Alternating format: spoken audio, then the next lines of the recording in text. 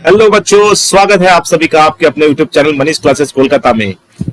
आज के इस वीडियो में मैं आपके साथ डिस्कस करने वाला हूं कंपनी लॉ के बीकॉम सेमेस्टर 2 के की पॉइंट्स को।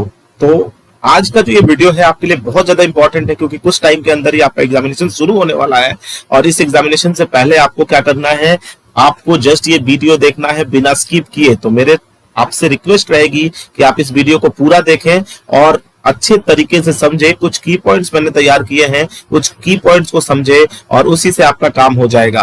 तो इस वीडियो में आपके सामने जो है मैं कुछ की पॉइंट्स डिस्कस करने वाला हूं, जो कि एग्जामिनेशन के पॉइंट ऑफ के लिए बहुत ज्यादा इंपॉर्टेंट है।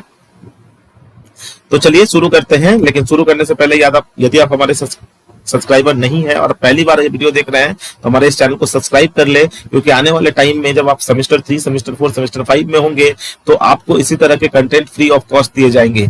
तो चलिए बिना टाइम वेस्ट किए शुरू करते हैं।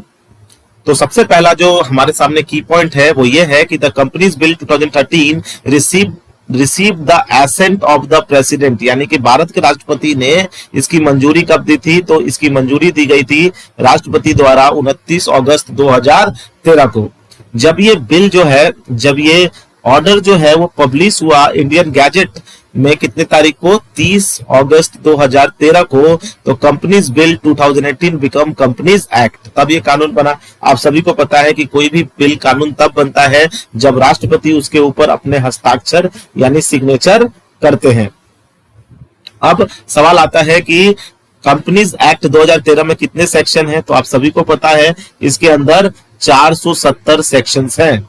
ठीक है। कंपनीज एक्ट 2013 में कितने चैप्टर्स हैं? तो आप कहोगे सर 29 चैप्टर्स हैं। एंड कितने शेड्यूल्स हैं?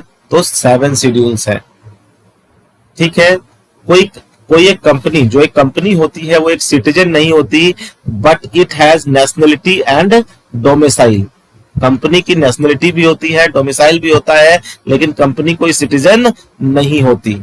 और आप सभी को पता है the principle of separate legal entity of a company is called the principle of corporate veil, यानी कि सेपरेट लीगल एंटिटी के प्रिंसिपल को ही प्रिंसिपल ऑफ कॉर्पोरेट वेल कहा जाता है।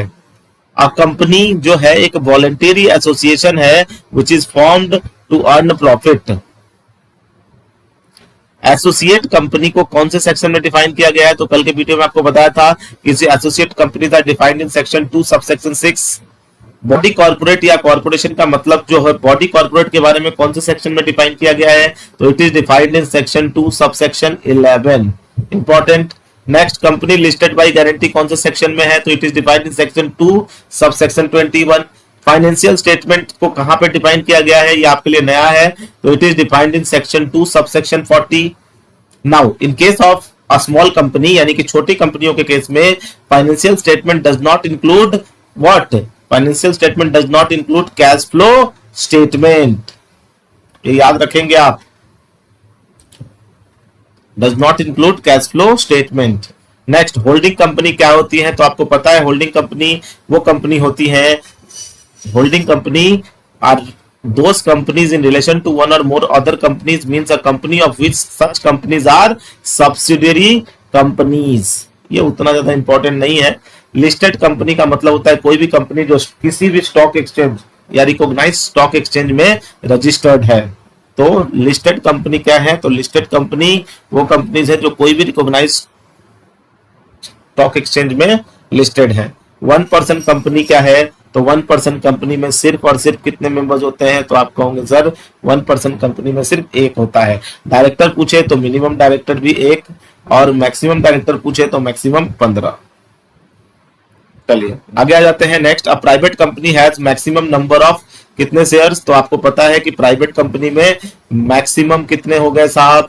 200 मेंबर्स, और मिनिमम कितने? 2। यदि यही आपसे पब्लिक कंपनी पूछा होता तो आप कहते पब्लिक कंपनी में sir minimum number of members की संख्या 7 और मैक्सिमम में कोई लिमिट नहीं होता। ये किसके लिए है? तो आप कहोगे सर ये है आपके पब्लिक कंपनी के लिए, है ना। उसके बाद देखिए पब्लिक कंपनी को कहां डिफाइन किया गया है? तो it is defined in section 2 subsection 68 sorry. Small companies क्या है? तो स्मॉल कंपनीज वो कंपनीज होती हैं जो पब्लिक कंपनी नहीं होती हैं, और जनरली स्मॉल कंपनी का जो पेड अप शेयर कैपिटल होता है वो 50 लाख से ज्यादा नहीं होता। डोरमेंट कंपनी को कहां डिफाइन किया गया है? तो कल ही बताया था, डोरमेंट कंपनी को डिफाइन किया गया है सेक्शन 455 में। नाउ डीएससी बहुत इंपॉर्टेंट, डीएससी का फुल फॉर्म क्या होता है? Digital signature certificate. डीआईएन का फुल फॉर्म क्या होता है? Directors identification number. और किसी भी गवर्नमेंट कंपनी में गवर्नमेंट का शेयर जो है वो 51% से कम नहीं होना चाहिए, क्योंकि 51% से कम होगा तो वो गवर्नमेंट कंपनी नहीं होगी। रिजर्व बैंक ऑफ इंडिया का कौन सी, रिजर्व बैंक ऑफ इंडिया कौन सी कंपनी है? It is the statutory company. और स्टैट्यूटरी कंपनी क्या होती है? ये वो कंपनियां होती हैं जिनके फॉर्मेशन के लिए कोई लोकसभा या राज्यसभा में किसी तरह का कोई बिल पास कराना पड़ता है। एनसीएलटी स्टैंड्स फॉर, एनसीएलटी का पूरा फुल फॉर्म क्या है? तो it is national company law tribunal, national company law tribunal. फटाफट आप लोग इस वीडियो को देखिए और देख करके किसी को कोई डाउट होता है तो फटाफट हमें कमेंट सेक्शन में लिखिए, और कोई भी असुविधा है तो हमें बताइए। धन्यवाद, इस वीडियो के लिए इतना ही। थोड़ी देर में आपको सेकंड पार्ट रिलीज होगा। Thank you.